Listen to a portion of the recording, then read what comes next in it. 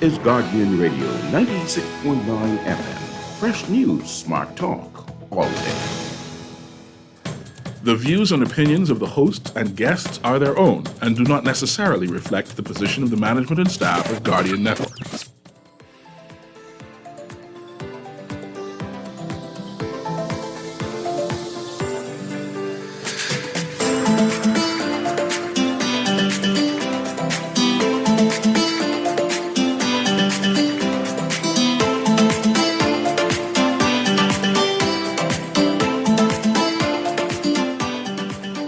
Good morning and welcome to Guardian Radio AM. Today is Thursday, June 22nd, and it's a little after 11 o'clock in the morning. Once again, this is C.A. Newry and I shall be your host today as we pay attention to an extraordinary story. I'm quickened to say, can anything good come out of Nazareth, right? I'm quickened to say, boy, I really know how you make it through that after I heard what you've gone through. I'm quickened to say, I am overwhelmed and proud to know that a Bahamian has come this far. I'm quickened to say, man, it's good to be Bahamian. Today, actually, I have in studio a guest I met while I was walking through the halls, right? I noticed him, or I know him from yesteryears when he was interviewed, being the first Bahamian head boy, and I always get this part mixed up. Was it Sweden? Scotland. And correct his mic for me because I can't hear him through my mic as yet. First Bahamian head boy at his school in Scotland. And that story overwhelmed me. But there's a story of the story behind the man, how we get to be here. In fact, I was surprised to see him even in the Bahamas after his great accomplishments abroad, to know that he returned home to continue to contribute to the development of the Bahamas. That itself impressed me. But I want you to call your name up because I'm going to mispronounce it, right? I mispronounce it, but I want people to know who you are and to hear the name so they can know who you are in the future. Go ahead, say who you are. The name is Karajaya Schlagenhoff. Karanjaya Schlagenhoff. The last name you don't have to pronounce. Schlagenhoff. Yes. Schlagenhoff. That's right. Right? Yeah. And I'm going to tell you the story how he got that name, Schlagenhoff.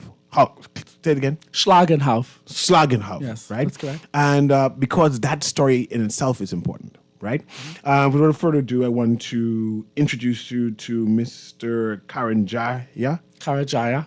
Schlagenhoff. And I actually have 2 tickets to give away today. The first person who will call in and pronounce Mr. Schlagenhoff's first name, Karanjaya, Yes. gets 2 tickets for the Real Betrayal movie. It's going to be a red carpet event that's going to be happening on Friday, June 30th at the Atlantis Theater. It's a red carpet event, the debut of the Real Bahamian Betrayal movie. It's going to be high end. It's going to be at 6 p.m., right? And so the first person who is able to pronounce his name will get those 2 tickets. But I want to start the conversation with Mr. Karajaya. See, it's easier to pronounce the last name. Schlagenhoff. Schlagenhoff. It's a Schlagenhoff, right? Mr. Schlagenhoff, you were born in Nassau, the Bahamas, right? Mm-hmm. For some unfortunate event, your mother died and you were put into the children's home, the system. Mm-hmm.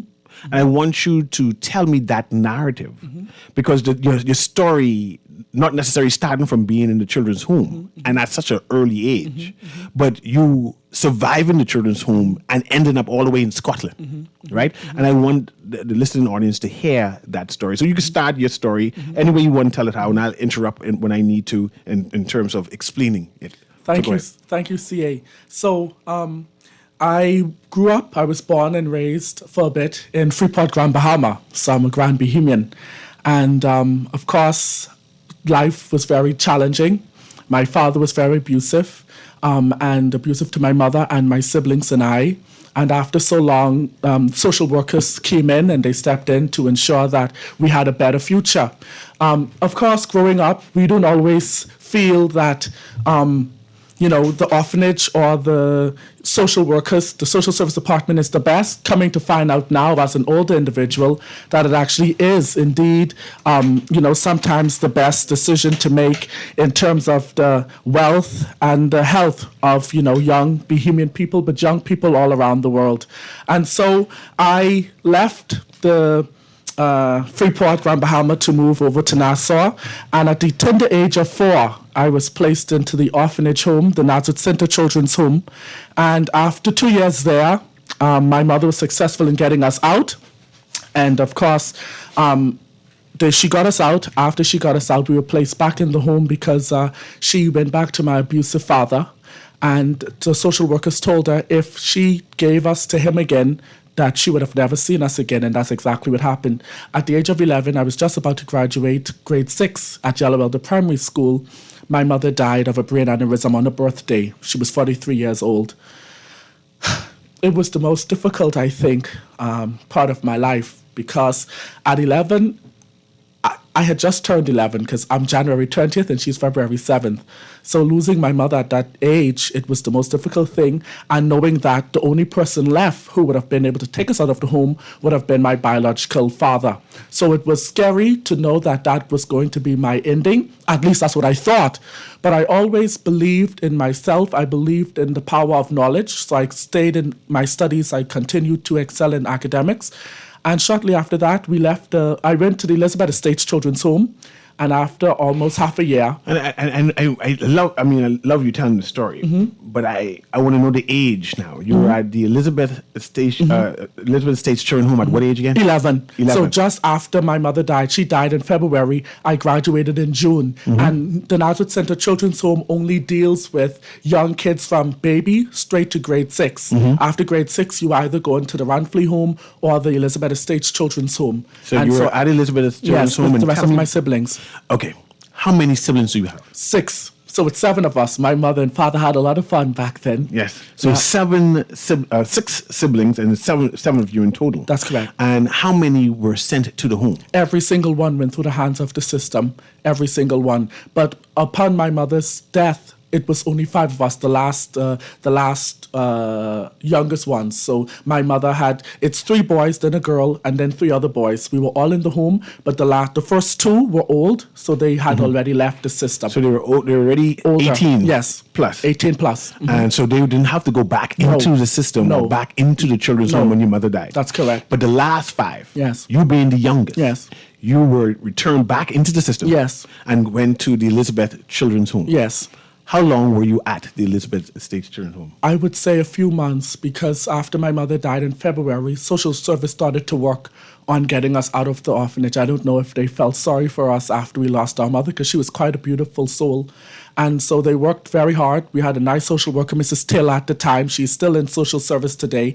Thank you, Mrs. Taylor. She worked tirelessly with her team, got us out. We went to Tropical Gardens, living with my biological father. Wait. You're being thankful that the social services intervened to get you out of the system, but they sent you back to your abusive father? That's what you're saying? Yes, yes. And I'm grateful because, we wanted at the end of the day to leave the orphanage. We were sick and tired of the orphanage. This was our second time now in the system. And I wouldn't say that the system was always the best, not the social service system, but the homes. They were the children's staff members. They sometimes were very mean towards us. They would say things like, "Oh, that's why your mother didn't want you now, or that's why you're in the home." But you also had a handful of staff who also, meant well and always encouraged us to continue going for our goals and reaching. But I would say that I am very grateful to them that they even placed us in the home, because where would I have been if they did not take me the first time? We were not eating. We were not going to school. I didn't know how to read. I didn't know how to do mathematics. And so, yes, it was very difficult leaving my mother, leaving the family, the home that I once knew. But at the same time, I am very grateful to the Ministry of Social Service for taking us, because look at where I am today. I'm very grateful to that. I understand. So now your father worked to get you out of the home. You were in Elizabeth Estates Children's Home at this present time. This is correct. Your father secured a job, right? Yeah, and he brought you home to Tropical Gardens. Yes. Right? Yes. And I want you to describe your living situation in Tropical Gardens. Because Tropical Gardens, everybody's rich. Yes. Everybody's rich in Tropical Gardens, right? Indeed, So yes. describe Tropical Gardens and how you were living in Tropical Gardens. Well, it wasn't. I don't know if you would call it living, but I lived with my siblings. The social service, when they left us, when they allowed us to leave the orphanage, they gave us a bed from the orphanage. So each sibling of mine and myself, we all took one bed and a sheet. So whatever we had at the Elizabeth Estates, we were able to take with us. So we were sleeping on the bed, but my biological father was quite a big guy, so he took all of the beds, and so we had one bed, and the one bed used to sleep three of my siblings. So you take all the bed for himself? Yes, yes, for himself. He was quite a greedy man. And put y'all, all five of y'all back on one bed? Yes, not only on one bed, but we also slept on the floor, on the cold floor. So we had one sheet that we would normally cover up with. We slept on the floor, and then, of course, we would use another sheet. So, we call it mash up like sardine and tuna. You have to lap up. So you have one at the head, the next one at the foot, the next one at the head, the next one at the foot. And that's how we lived. Water was leaking through the Describe the house in Tropical Garden. It's a very big home. But we had no light, we had no water, we had no food. Every morning, my father would tell us we have to go out sponsoring, meaning asking people. We would wake up sometimes at 6 o'clock hungry because we didn't have dinner, and we would knock on the door and ask people for money and ask people to feed us. And sometimes they said yes, and sometimes they said no. But I have to stop and really say I am grateful to one Miss Vanita Sanders Green. That was the girlfriend of my biological father at the time. And every day, she works at the post office. Every day, she would go, and he was abusive to her too. He used to beat her too. But every day, she would go from work, late after work at 5 o'clock, cook at her house, and bring us a hot meal every day. And sometimes that was the only meal we had. And so she never turned her back, and that's why up to the day I still talk to her, and I'll always be grateful, because I tell you, there was sometimes I wanted to commit suicide because my father, he would beat us. He was a gambler, so if he went away and he gambled and he didn't make the money and he came back home, he would take his frustrations out on all of us. And me being the youngest, I took it very, very, very, very much. I took it from him. But do you mind saying your surname before you changed it to Slugger? I was a Forbes. So you're Bahamian? Yes, I'm Bahamian. Yes. You're a Forbes. I know Forbes. Yes. Forbes from Turks and Caicos. Yeah. Yes. I know Forbes. Yes. Right? Russell before. Yeah. And because I have a text asking, saying, what was your name before you get slugged in half? Karajaya Forbes. Right? And because they want to basically associate you with the Bahamas. No, I'm a Bahamian, proud Bahamian. I have my pin on. I don't know if some people can see it because I know it's a radio show, but I'm a proud Bahamian, very proud Bahamian. How did your father get the house in Tropical Garden? He used to work on the farm. He did handiwork for Sinclair, down to an adventure farm, the owner, Sinclair, in Cowpin Road. And after so long, of course, it's a very big home. Sinclair had just finished renovating it and wanted to sell it. And the story goes that Sinclair wanted someone in the house to ensure that nobody was living there illegally. And so my biological father was there basically to protect the home. But we never paid him not $1. Not $1. And some of my siblings are still there today with no water and all of these other things. Your older siblings are still there. Some of them. Still without no water. Yes. No electricity. Yes. Just that hard life. Yes. Let's transfer now. You're about to go off to Scotland. Yes. It's impossible for you living inside a situation you live in to get opportunity to get to Scotland. Mm-hmm. I don't know how you get to Scotland, right? Mm-hmm. And I know I'm rushing the story because there's so much intricacies I want to go in detail with. Yes. But how did you get to Scotland? How did you get to have this Scottish last name? Yes. I'm not saying Scottish, the Swiss last name that you have. Yes. So I think if I could recall, I think the highlight of me being the son of my biological father must have been when he handed us over to my now adopted father, Mr. Beat Schlagenhoff. He came, he was an investor. Let's pronounce the name, Mr. Beat, B-E-A-T, Schlagenhoff. Yes. And that's who adopted you. Yes, he adopted who's your adopted father now. Yes, now my brother and I, the last two, were adopted. And he adopted two of you. Yes. He adopted you and your brother, the last two. The last you two. were being, how old were you when you got adopted? We started the adoption at 12, actually. So, but a year after going into the Elizabeth Estates home? No, a year after leaving the Elizabeth Estates Children's Home, yes. Okay. Almost, because, we met him in December 14th. I remember the day vividly. It was December 14th. My biological father was a cleaner at a radio show down over Beanstown with Scrooge. And my adopted father was there promoting his project that he would like to build. It's a boutique resort in Eleuthera, and it's moving very slow, but I hope it comes to fruition very soon.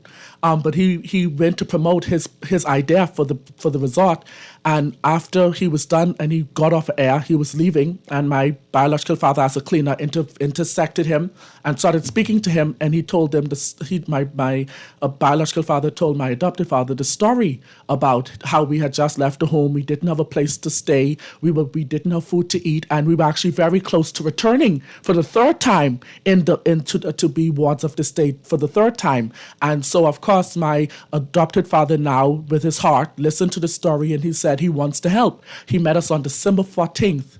It was the first time I ever saw $100 because he gave each of us $100. When you say each of you, it's 5 of you at Yes, home? yes, 5 of us. I mean, 5 at your house? Yes, And he gave each one of you... Each one. That's right. That's an early Christmas present. Oh boy, he gave us $100, and I remember at my young age, I thought I am going to be with this $100. I could buy a car and a house because I was, going to be 12. I didn't know the value of money. I never saw a crispy blue $100 in my entire life. It was the first time, and I went upstairs and I hid it under my pillow. And after my adopted father left, my biological father came upstairs and said, "We are too young to have money," and he took the money from us. He took your $100? Yes. So as fast as that money came into my hand, and me thinking I was able to buy myself a car and a house, it left. It was taken from me. Your wealth was just taken from you Just in a like split that. second. Yes. But not the wealth of my brains. I was always educated. So he could take his physical things, but not my mind. And I think that's why I'm still standing today. But anyhow, we met my adopted father there. And after so long, he recognized I was being abused. My biological father also had, to make money, he started, trying to give some of my siblings away for sexual reasons. So your father, Yes. I can call adopted father and call it father, Yes. right?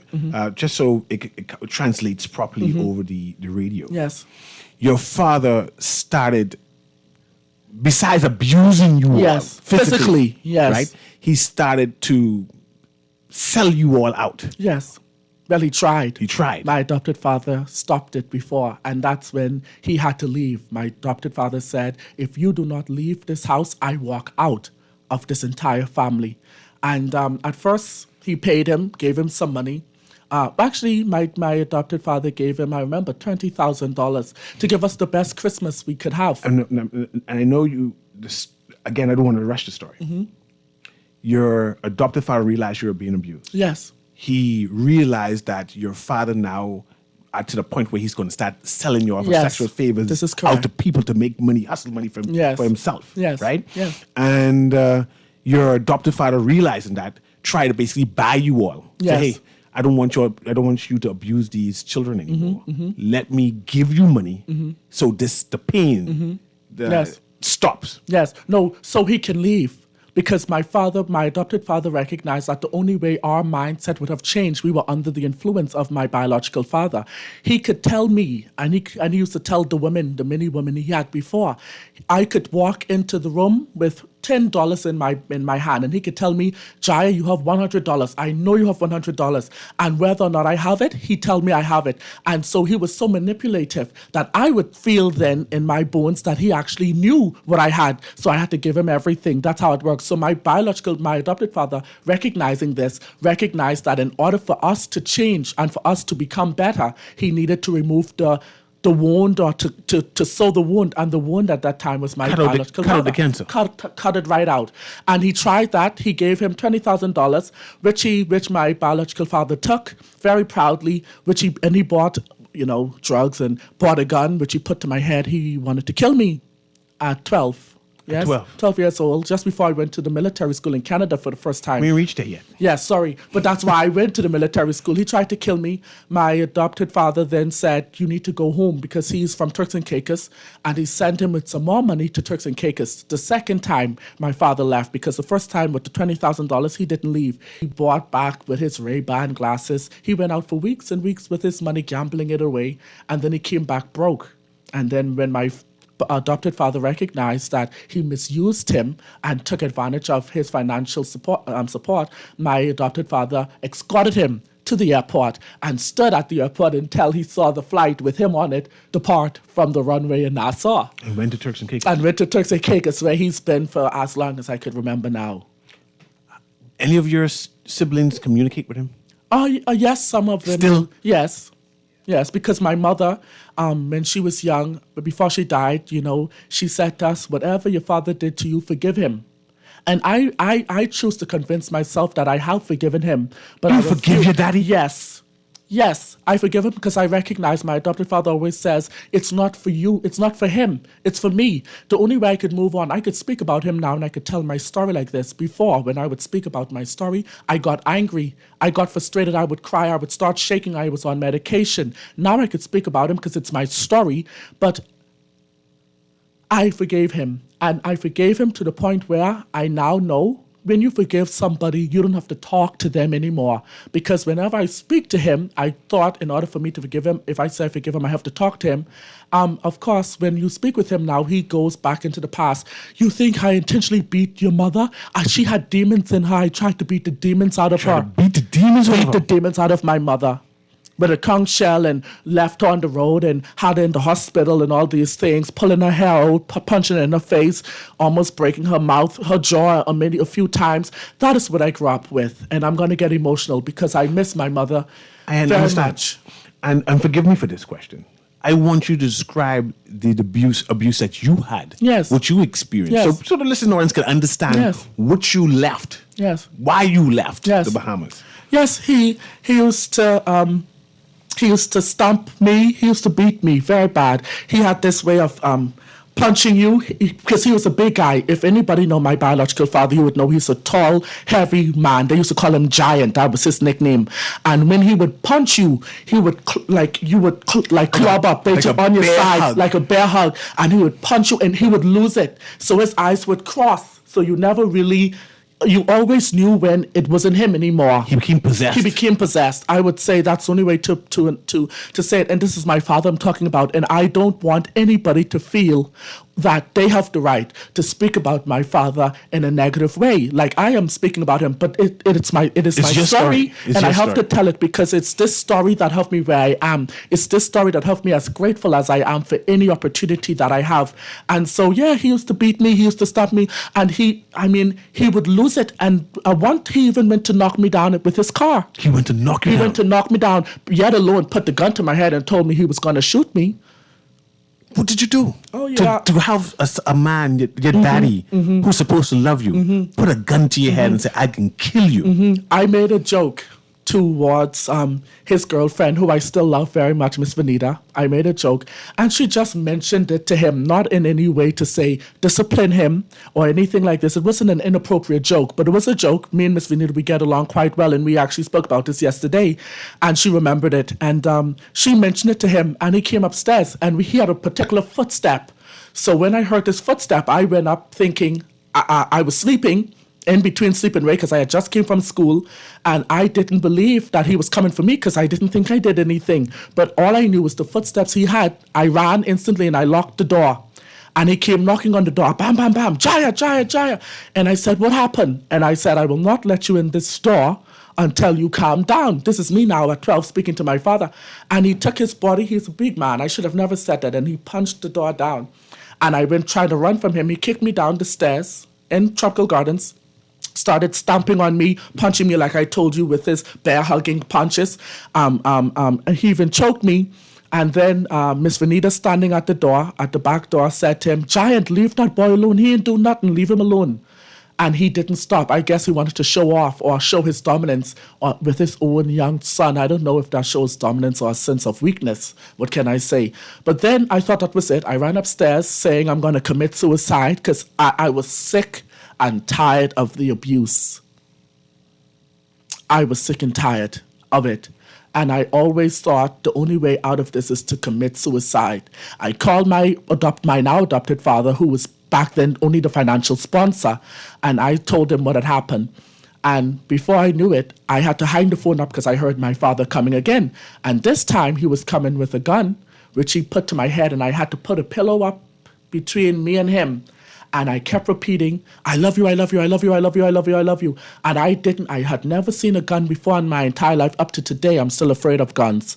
And he pulled the clip down, and it had He cocked the clip? Yeah, these gold, no, to show me the bullets. The bullets. It had the gold bullet with a round red tip around it, like a little plastic red tip. I don't know what kind of gun it was, but when I described it, they could tell me exactly what kind of gun it was, because I had never seen no bullets before in my life. And I knew then that I couldn't let anything pass him. I have nightmares even up to now. I sometimes wake up thinking he's gonna shoot me. And this is now years ago. Remind me about your siblings again. The five who was with him at the home, their age range. You were 12. Yes, right? 11. So my brother would have been 12 because he was in 2001. So when he's 12 and I was 11, he will turn 13, I'll turn 12. Okay. The next one only could have been around 14 or 15. My sister probably was 16. And my biological father raped my sister too. He raped her a few times. My sister complained and told my mother that it happened, and my mother, of course, didn't want to believe it and said it's not true. And that still traumatizes my sister. But my sister, up to today, still speaks to my biological father as well. Without an apology, he never apologized. It's always been, I never did it. But we know what he did. We know what he did. Do you love your daddy? I love him with the love of the Lord. But I find it very difficult to say that I love him personally, because I think the only way I could even move towards loving him again the way I would love to love him is if he was able to say, Jaya, I'm sorry. I never heard not once, I'm sorry for what I did. It was always his way of trying to justify his actions and why he did what he did. It was never, I am sorry. Never. For putting the gun to my head, for beating us, for allowing us to go into the orphanage home, all of these things he never apologized for, because in his head, he was always right. Always right. I'm speaking today with, I could try to pronounce your name again, Kara Jira. I get it close? Yes, Karajai, that's right. Yes, Slagenhoff. Slagenhoff, that's right. Slagenhoff, Yep. right? And he was a Forbes until he was adopted, and we've now transitioned the story about how he was adopted, right? And of course, I'm still doing that giveaway, and forgive me for the persons who called for the giveaway as Karajai was telling this story. But now you can call, and I will stop him when I see the lights blink up so you can pronounce his name and have the opportunity to win these 2 tickets for the real betrayal. I see the phone is ready. Light up. Put the first person. Oh, yeah. Put on the headphones. The make sure that they pronounce the name right. That's when we can get the prize, Karajai. And go ahead, producer. Patch the call through. Go ahead, caller. Can you hear me? Kara Jaya. How'd that sound? I didn't hear it. Do it again. Kara Jaya. I can't hear Okay. this one. We haven't put it. Let me give you my earpiece for a minute. Okay. I want to know who this caller is, because this caller helped to know me to pronounce the name like this. Repeat the caller. Say the name of him again. Kara Jaya. That's right. May I ask your name, please, caller? I don't know you. My name is Pam. Okay. Oh, wow. But that's the correct name, Karajaya. I never heard it pronounced so well and correctly in my entire life, other than myself. But that's I stumble over it still, right? Miss Ma'am, leave your name and number with the producer. That's right. And then I'll connect you. Okay. And also, I have another prize to give away. We'll have someone pronounce your last name. Oh boy. Yes. That's what is difficult. We can have the next person, after the producer takes the name for this person, we'll have the next person who's on who will pronounce the next name. And let me see what I'm going to be giving away. Yes, I'll be giving away a gift certificate from Premium Processed Foods Limited, right? Wow. Which is 1 tree-bound bag of processed sheep tongue, actually. And they're having a seminar this Saturday at the Fox Hill Community Center. We're teaching entrepreneurs how to open a business and overcome the pitfalls and networking and stuff like that. And that's happening by Small Business 242. But this is the next prize. Patch the next caller through, producer. Let me see if you can pronounce the second name. Go ahead, caller. Can you hear me? Yes, I can hear you. Good morning to you guys. Good morning. Carriage Slaganut. Did you hear that? Yes, say it again. Carriage Slaganut. I can't hear. Repeat the last name again, not the first name. Slaganut? No, Schlagendat. No, it's no. It's good. not even. But it's close. It's close enough? It's close. Okay. Let's give it to Schlagenhauf. With an Schlagenhauf. F. Schlagenhauf. But it's close enough. Yes. We can just get it. leave your name with the Newry. producer. Go ahead. So, Newry, Go ahead. that gentleman has a lifelong story. He needs to write a autobiography, man. He has to. Definitely. And I want you to hear the story because the story doesn't Man. finish here. Wow. And I may have to bring him back on because it's a good story to hear. Breathtaking. Yes. Breathtaking. But leave your name with the producer. I'll leave this gift certificate for you and I'm going to continue most of the story right now as best I can. Okay? Wonderful. And yes. So, you are now going through the adoptive process. Mm-hmm. Your adoptive father said, no, I got to get you away from this. He was able to secure 2 children. Yes. You and your older brother, who's a year older than you. Yes. Tell me that process, and then tell me the process of you going to, ready forget, not Sweden, it's Scotland. Scotland. Tell me that process. So before that, I went to, of course, the military school in Canada. After leaving the military school, after my time there, he wanted us to really leave. I think it's this one. He wanted us to really leave. And we left the Bahamas and we went to Canada. I stayed there with my brother. After coming back, my brother stayed in Canada. I was a bit scared of the military school. You know, it was tough. I had just lost my mother. I was still young. I was 12, going on 13 then, so it was quite recently after. And so I was a bit afraid. So the adoptive father sent you Sent us to to a military boarding school. school, all boys military boarding school in Wellingport, Ontario, Canada. And we stayed there. Then I came back to the Bahamas, went to Temple Christian for a stint, left Temple Christian, went to Windsor School in Albany. Yes. And then I left Windsor School in Albany, and my father said, I want you to go with the headmaster at the time, Mr. Jerry Young. He's the best individual, one of the best individuals I have ever met in my entire life. I would walk into Windsor sometimes angry about my life, and his smile alone would cause me to smile for the rest of the day. He was that kind of individual. And my dad encountered him once, and he said he liked him so much when he found out that Mr. Young was leaving Windsor and he was going back to Scotland where he's from. He said, do you want to go to Scotland with him? And I said, yes. Had never heard about Scotland. I've only been to London, didn't know anything about Scotland. Went to Scotland. Before I went to Scotland, because I want to go into the head boy part now, but before I went to Scotland, a few months before, I think Mrs. Sandina Neely, the Director of Youth in the Ministry of Youth, Sport and Culture, would remember this. It was Lanisha Roll was the minister at the time, and I had to present an award, a painting to one Mr. Nicholas Johnson, and he was the first black valedictorian at Princeton University in the United States. And anyhow, before I presented him with the painting online, I said to him, one day I'm going to make history just like you. He was the first black valedictorian in 200 and something years in Princeton's history. And I went 2 months after that over to Scotland, and I became the first black head boy at my school in Scotland in 144 years. And so I was so surprised. First black head boy. Bohemian head boy. I want And him to say Bohemian also. Bohemian at that. And you know, the school is quite diverse. We have over 36 nationalities there, but the majority are Germans. And so, you know, I always used to say, I don't know if I'm in Scotland or if I'm in Germany, because, you know, we had a lot of Germans and I love them very much. You know, it's quite a nice place to be. But I was the first black head boy, and I was so proud of myself. I looked up and I said, Mummy, look at me.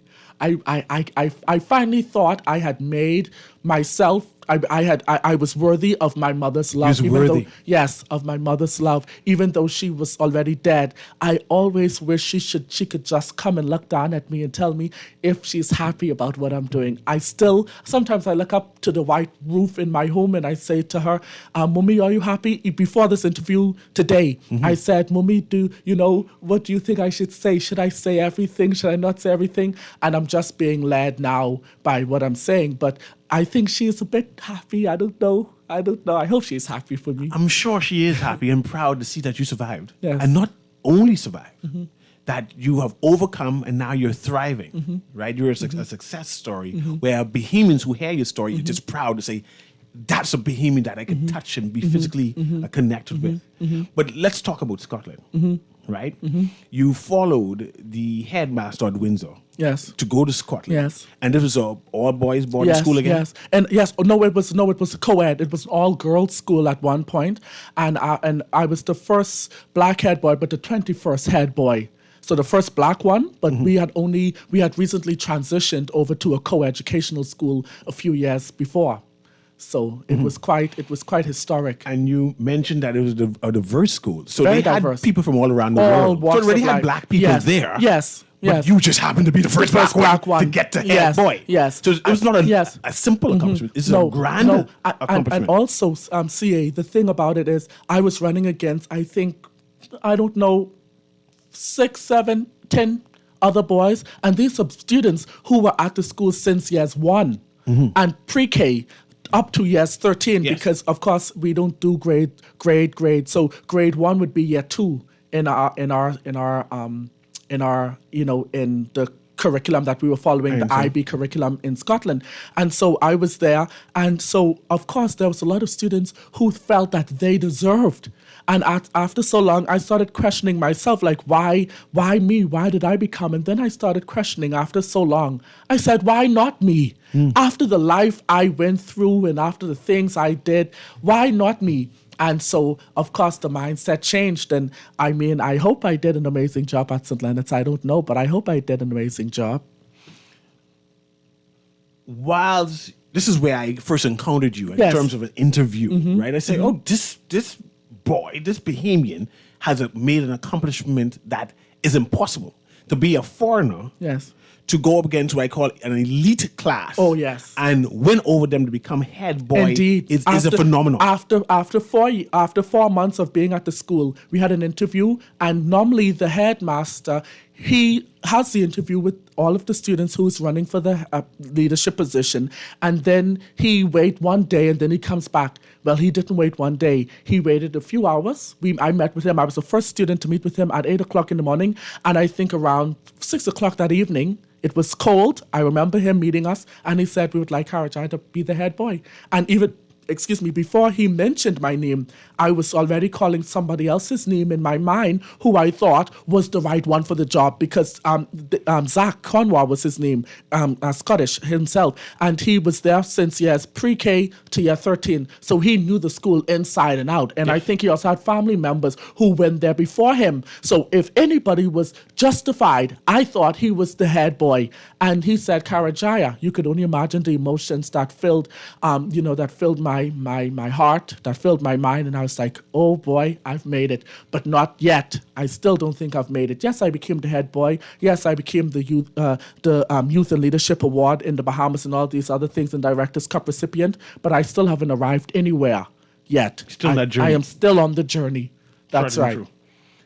While you were in Scotland getting this interview, right, and I saw the news circuit and everything, I saw commentary that, but you were no real Bahamian. Yeah.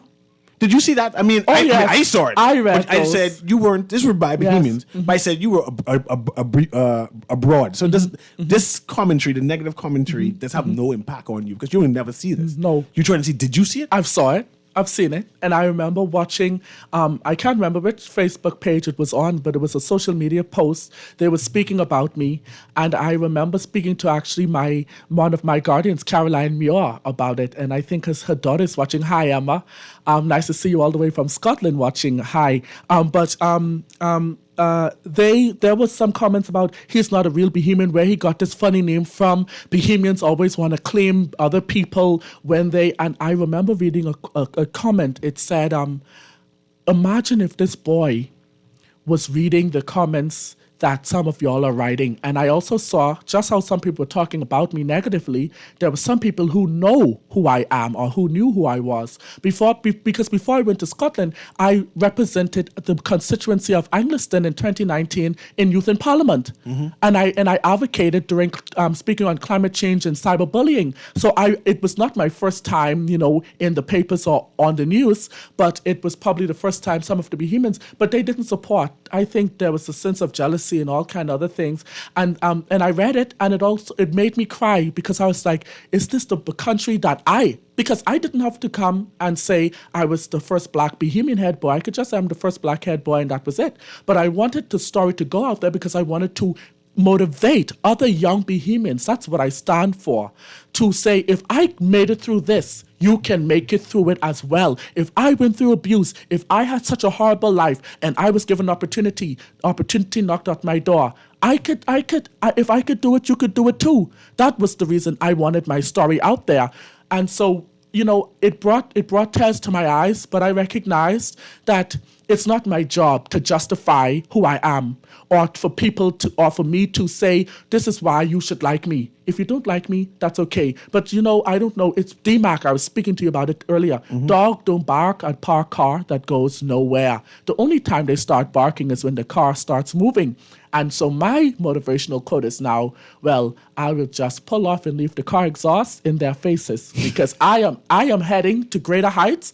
And whether I have people supporting me, and I have a big team in my village, Sandina Neely, Miss Sands, Mrs. Shalimar Johnson, my adopted father, Miss Vanita Sanders Green, my, some of my friends in Scotland and Germany. I have a big village that supports me. So I will be doing an injustice to them and also myself if I was to look at those negative comments and say it's going to pull me down. I went through too much to allow those little comments on Facebook and all these other things to pull my character down.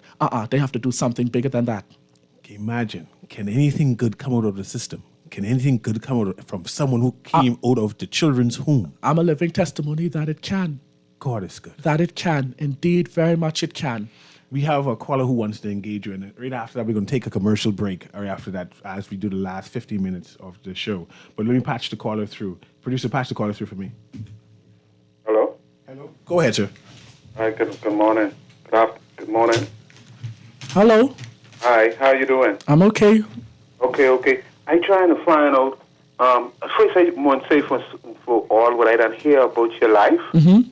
Congratulations as a Bahamian. I feel proud to be a Bahamian. Thank you so much. I'm happy to know a lot of us out there making the Bahamas proud. Yes, like Rodney Mann could say, this is powerful. This is powerful. This is powerful. Mm-hmm. Sometimes I was wondering if he said head girl or head boy. Which one? Head boy. Head boy, okay. Listen, two things. Some of us get children and we want the best for our children. We're scared of some of the things that are going on in the world, so we try to protect them as much as we could. Mm-hmm. Is that the way to go? But first I should have asked you. No, even if you ain't a parent, right? You might not be a parent, right? Mm-hmm. Yeah, but would you suggest we try to protect them? You think it's good for us to send them overseas for the experience and stuff? Yes, I would say that only because, oftentimes when we graduate from high school in the Bahamas, we are only told about the United States. Oh, you should go to the United States. Oh, you should go to the United States. So how do you deal with the scary part, the things where people take advantage of you and stuff? You was that fortunate that everything was good? Yes, I was very fortunate. I was not taken advantage. Actually, I was a boarder in this school in Scotland, and so we were very protected. And I must say, of course, if a lot of times that's what stops a lot of us from experiencing. So the borders they do to protect you. The parent, you should feel comfortable sending your children. That's all boys or all girls. No, it's an all boys and girls. So it's both. It's now co-ed. So and also it's all boys in one house and it's all girls. But we have staff who lives there 24/7 and who works there. And so I have never heard a complaint about that. We've lost a caller.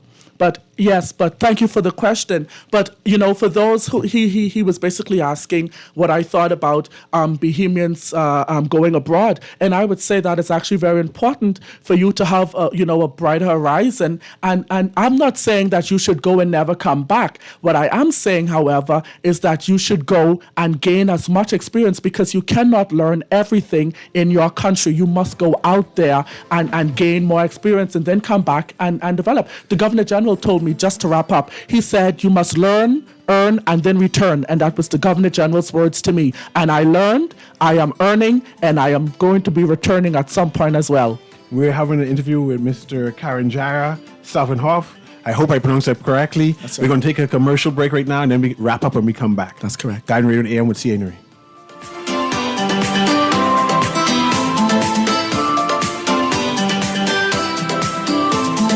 Why you so sweet? ready? Child, I getting ready for the Bahamas Games. Bahamas Games? What that is? The Games started in 1989 under the then Minister of Sports, Peter J. Bethel, and now Minister Mario Boleg. When the games is? This July 7th to the 15th.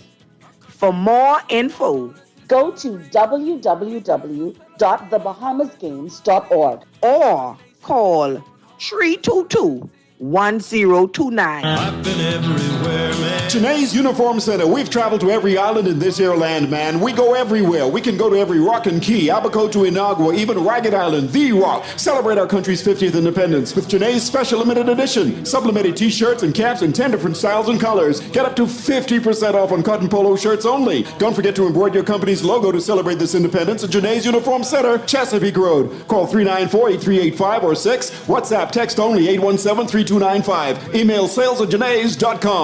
I've been everywhere. This is Guardian Radio 96.9 FM, Nassau, Bahamas.